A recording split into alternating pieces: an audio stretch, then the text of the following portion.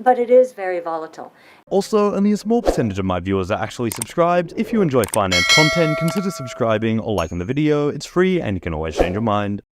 Well, Bitcoin epitomizes an anti-fragile asset, which means that you can throw everything you want at it, including Chairman Gary Gensler, and it will thrive, ultimately.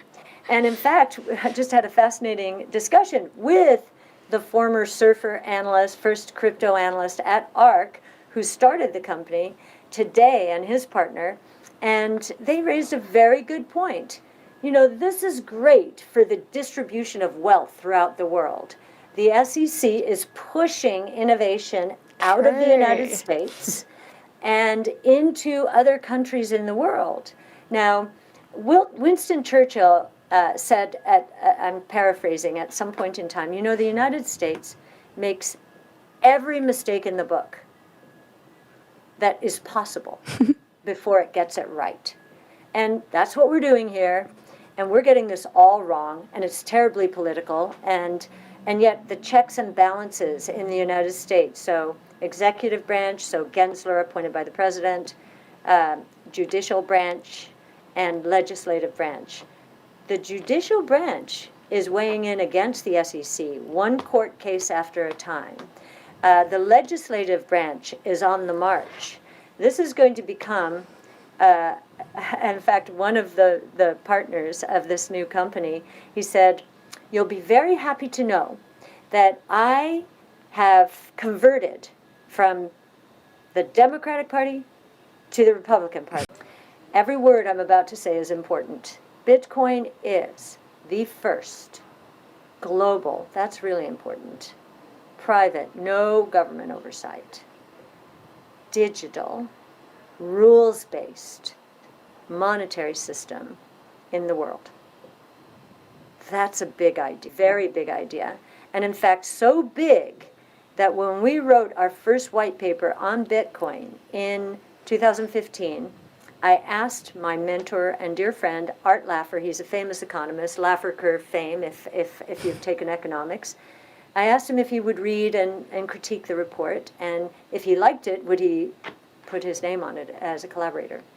And he certainly critiqued it, tore it up, put it in two, said, I will put my name to this, and I don't understand the technology, but I'll put my name to the economics.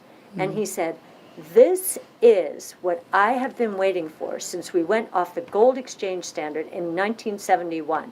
This is a rules-based monetary system, but it's even better. It's global. This could really do wonders, especially for emerging markets that are plagued with hyperinflation and corrupt fiscal and monetary policies. It could transform the world. It is a very big idea.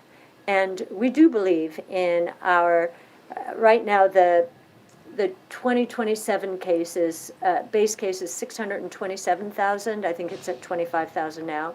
And our bull case is 1.3 or 1.4 million. And you can see in big ideas, if you go in there, our assumptions. How do we tell you exactly how we get there. And, you know, my confidence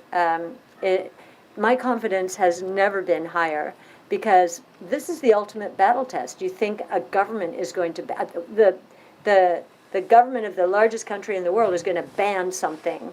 Oh, no. No. This is a very big deal. And when Bitcoin, as you said, and thank you, most people don't understand it the way you described it. Bitcoin went from 19,000 to nearly 30, or to 30,000, because it was a flight to safety. And I think all innovation will be a flight to safety phenomenon, whether it's your jobs or your investment portfolios. So, you know, as I always say, just get on the right side of change and stay there, which means you're lifelong learning.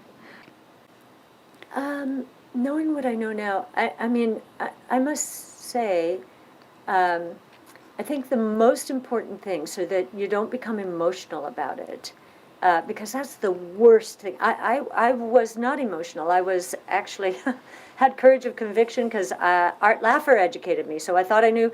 So I bought 20-year zero coupon bonds even though I was working in the equity markets in 1981, and they have to be some of the best investments ever, but people thought it was crazy. No coupon and just pure price whatever. So I think the most important thing is develop an understanding, an interest in an area. Develops, it may even be tangential to your own career.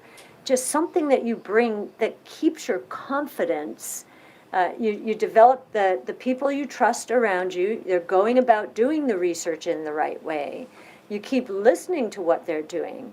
And I find the worst thing over the years that I have seen, and it upsets me so much because it hurts so many people, is the emotional decisions selling at the low in 08, 09 destroy years and years and years of wealth accumulation.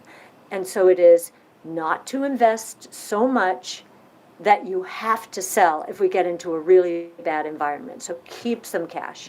But if you do invest, especially in a strategy like ours, some people say, treat it like play money. I don't say it that way because I so believe in what we're doing, but it is very volatile. And you can't look at it. And that's the other thing. If you're in a long-term oriented strategy, then don't look at it on a day-to-day basis, because, again, that stirs emotion. So I think that's just keeping an even keel, trust the people you're investing with, make sure they know what make sure their research is excellent. And if you have some expertise yourself, test them with it. And it'll help your own confidence when you go through bad times that, yeah, they've got it, I've tested them.